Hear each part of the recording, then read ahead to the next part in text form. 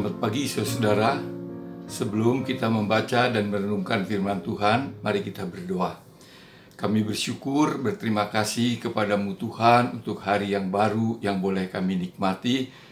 Sebelum kami menjalani kehidupan kami hari ini, kami hendak membaca dan merenungkan firman-Mu. Biarlah Tuhan berbicara kepada kami agar kami mendapat berkat daripadanya. Dalam Tuhan Yesus kami mintakan semua ini. Amin. Saudara, pembacaan firman Tuhan pada hari ini diambil dari Roma pasal 2 ayat 12 sampai dengan ayat 16. Tetapi saya hanya akan membacakan ayat yang ke-13 yang mengatakan demikian.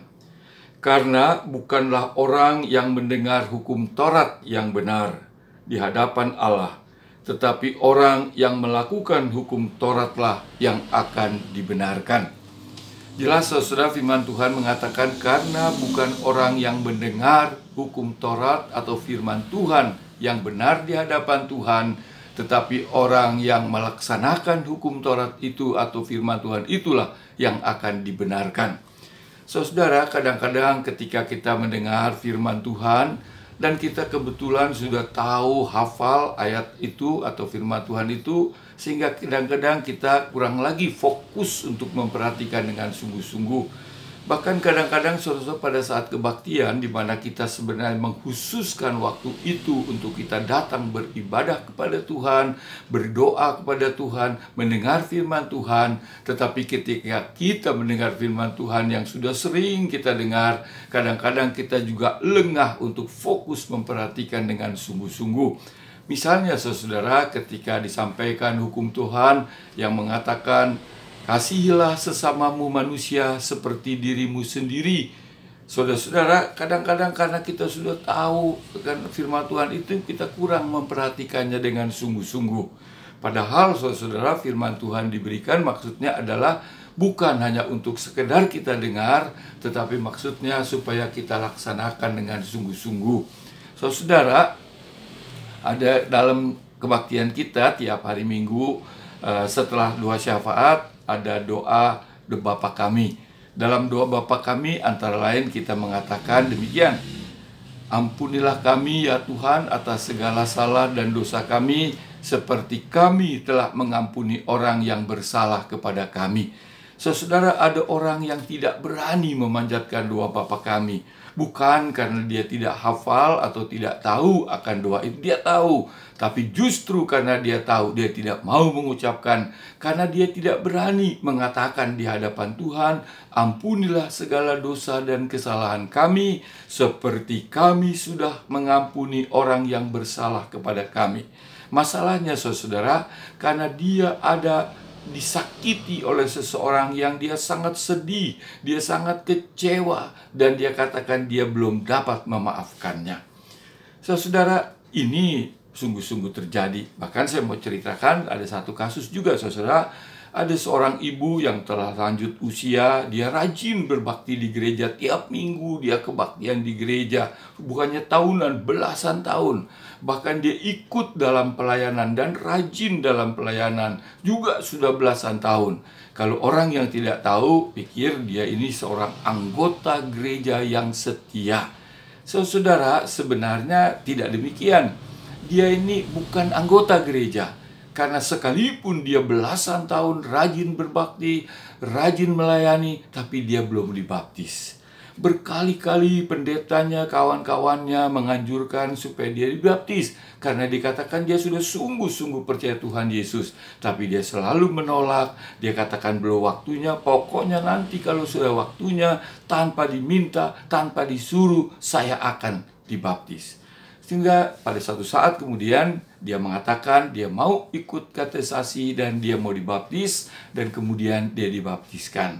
Dan setelah dibaptiskan dia bercerita, saudara, kan mengapa saya pada waktu itu tidak mau dibaptis. Dia katakan, pada waktu saya muda, saya menikah dengan suami saya dan kami berjanji untuk saling setia sehidup semati.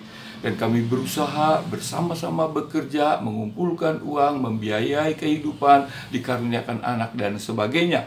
Tapi setelah beberapa lama hidupnya sukses, keuangannya cukup banyak, suaminya tidak setia.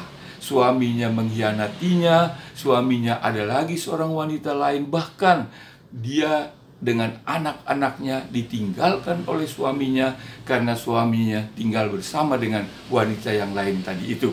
Nah, saudara-saudara, dia sangat-sangat kecewa. Dia sangat-sangat sedih dan dia sangat-sangat sakit hatinya, saudara. Dia bekerja sebisa mungkin untuk membiayai anak-anaknya sampai anak-anaknya dewasa, dan beberapa puluh tahun kemudian anak-anaknya sudah maju hebat dan sebagainya, dan suaminya mau kembali. Tapi ketika suaminya mau kembali, karena dia masih sangat kecewa dan sangat disakiti, dia tidak bisa menerima. Sampai akhirnya suaminya tinggal dengan anak yang satu dan dia tinggal pada anak yang lain. Tetap tidak saling berkomunikasi. Nah, itulah dia katakan, makanya saya tidak mau dibaptis karena saya belum bisa memaafkan dia, saya belum bisa mengampuni dia. Sekarang dia sudah meninggal, saya lega, maka saya mau dibaptis. Jadi saudara, apa yang dilakukan oleh ibu tadi ada benarnya, ada salahnya. Salahnya yaitu karena dia tahu firman Tuhan harus mengampuni, apalagi itu dari suaminya, tetapi dia belum bisa mengampuni, dia tidak mau mengampuni. Salah, saudara. Karena firman Tuhan bukan hanya untuk didengar, bukan hanya untuk diketahui, tapi untuk dilaksanakan. Oleh sebab itu dia salah. Tapi ada benarnya, paling sedikit dia jujur, saudara. Dia tidak, ya pokoknya baptis saja walaupun masih ada hal yang tidak benar dalam kehidupannya. Apalagi berdoa saja, Bapa kami seperti kami mengampuni orang bersalah, padahal dia tidak bisa mengampuni. Jadi sedikitnya dia jujur. Tapi terlepas dari itu, saudara, pada pagi ini kita diingatkan oleh firman Tuhan bahwa bukannya orang yang mendengar hukum Taurat atau firman Tuhan yang dibenarkan Allah, tetapi orang yang melaksanakan hukum Taurat atau melaksanakan firman Tuhan, itulah yang akan dibenarkan oleh Tuhan.